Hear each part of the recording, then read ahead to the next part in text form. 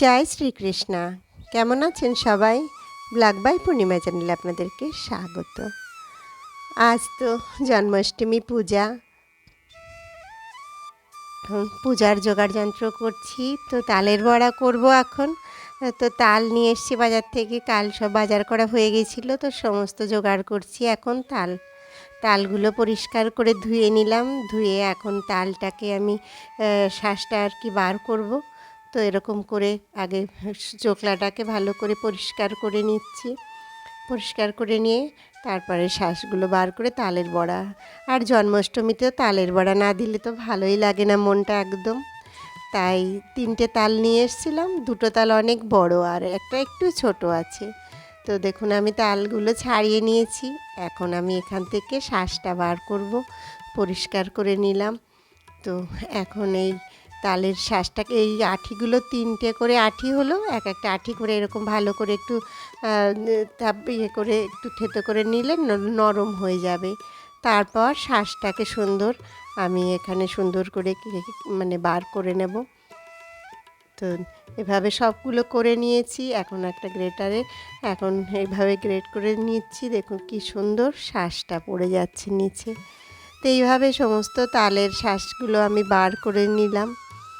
এখন পুজোর দিনে তো প্রচুর কাজ থাকে, ঠাকুরের জোগাড় যন্ত্র সমস্ত করা, তালের নাড়ু, তালের বড়া করা, নাড়ু করা, অনেক রকম। তার সমস্ত শাঁসগুলো বার করে নিয়েছি।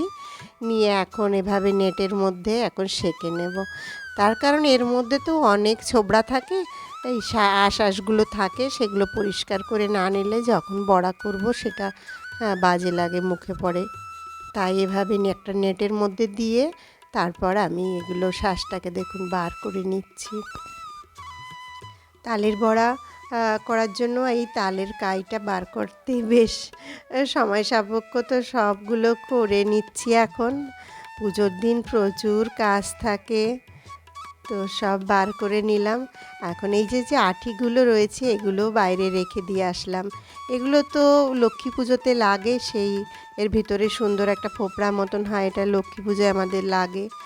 আর এই যে তালটা নিয়ে নিয়েছি, তালের মধ্যে এখন আমি নিলাম 1/2 কিলো সুজি দিয়ে দিলাম। অনেকটা তাল যেহেতু 1/2 কিলো সুজি দিয়েছি। আর ময়দা দিলাম, নারকেল কুড়িয়ে রেখেছিলাম কিছুটা, নারকেল কোড়া দিয়ে দিলাম।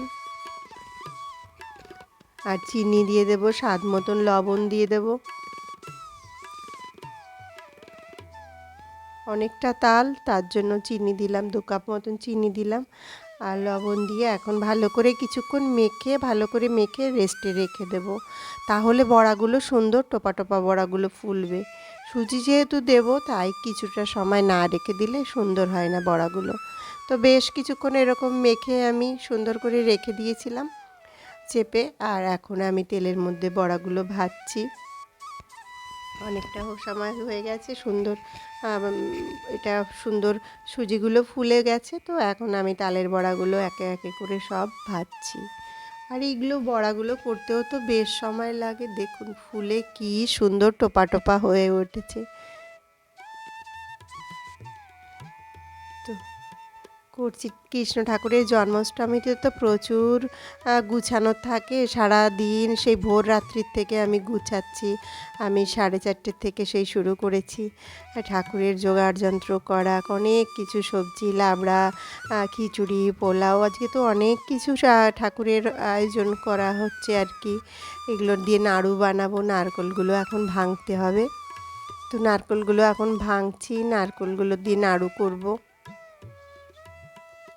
নারকেলগুলো বেশ ভালো দেখছি, বেশ ভেতরটা বেশ শ্বাসটা খুব বড়, অনেকটাই মোটা। নাড়ু বাড়িতে করে ঠাকুরকে দেওয়ার আনন্দটাই আলাদা। বাজার থেকে নাড়ু এনে দিতে মন চায় না, বাড়িতে একটু অল্প করে দিলেও যেন মনটা ভালো লাগে। তো এখন এই নারকেলটাকে এখন কুড়িয়ে নিচ্ছি, কুড়িয়ে নাড়ু করব। আর পাটালি গুড় নিয়ে নিয়েছি, খেজুরের গুড়, পাটালি গুড়, এটা দিয়েই এখন নাড়ু বানাবো। তা এখন উনুনে পাক দিয়ে নিচ্ছি গুড় আর নারকেলটা। তারপর এখন নাড়ু বানাবো। আর এর মধ্যে দেব এখন একটু এলাচ দানা। তো এলাচ দানাগুলো বার করে নিয়েছি। এটার মধ্যে একটু গুঁড়ো করে দিচ্ছি, এলাচ দানা দিলে নাড়ুটা খেতেও খুব ভালো লাগে, এলাচের গুঁড়োটা আর কি। এলাচের গুঁড়োটা দিলে গন্ধটা খুব সুন্দর হয়। তো নারকেলটা আমার পাক হয়ে গেছে সুন্দর। এখন আমি নাড়ুটা তৈরি করব। নারকেলটা একটু ভালো করে পাকটা দিলে কিন্তু নাড়ুটা সুন্দর তৈরি হয়, খুব সুন্দর টাইট হয় নারকেল পাকটা ঠিক মতন হলে। তো আজ বেশ ভালোই পাকটা হয়েছে, গুড়ের পরিমাণটাও ঠিক মতন পড়েছে। তো নাড়ু কিন্তু খুব গরম গরম অবস্থায় করতে হয়, হাতে একটু লাগে আর কি, এই আর। তো আমি এখন পায়েস পোলাও সব আস্তে আস্তে করে নিয়েছি, ঠাকুরের বাসনগুলোও মেজে নিয়েছি, সেগুলো শুকিয়ে গেছে। আমি লাবড়া তরকারির জন্য একটা ভাজা মশলা করে নেব। জিরে, ধনে, তেজপাতা, শুকনো লঙ্কা, গোলমরিচ, গোটা গরম মশলা সমস্ত দিয়ে একটু টেলে নিয়ে এখন শিলে ভালো করে গুঁড়ো করে নিচ্ছি। এটা মশলাটা দিলে কী হয়, তরকারিটা লাবড়াটা খুব সুন্দর একটা সেন্ট হয়। আর খিচুড়ির উপরেও ছড়িয়ে দেব। তো লাবড়ার জন্য এখন আলুগুলোও ভেজে নিলাম, আর এখন লুচিগুলোও ভেজে নিয়েছি। এখন খিচুড়িটা বসিয়ে দেব আমি। তো এখন খিচুড়িটাও বসিয়ে দিয়েছি, খিচুড়িও হয়ে গেছে, আর এই যে ভাজা মশলাটা আমি এখন উপর থেকে ছড়িয়ে দিলাম। তো আজকের মতন ব্লগটা আমি এখানেই শেষ করছি। সুস্থ থাকবেন, ভালো থাকবেন। আমার ব্লগটি ভালো লেগে থাকলে প্লিজ একটি লাইক কমেন্ট করে আমার চ্যানেলটি সাবস্ক্রাইব করবেন। ভালো লাগলে প্লিজ শেয়ার করে দেবেন। জয় শ্রীকৃষ্ণ।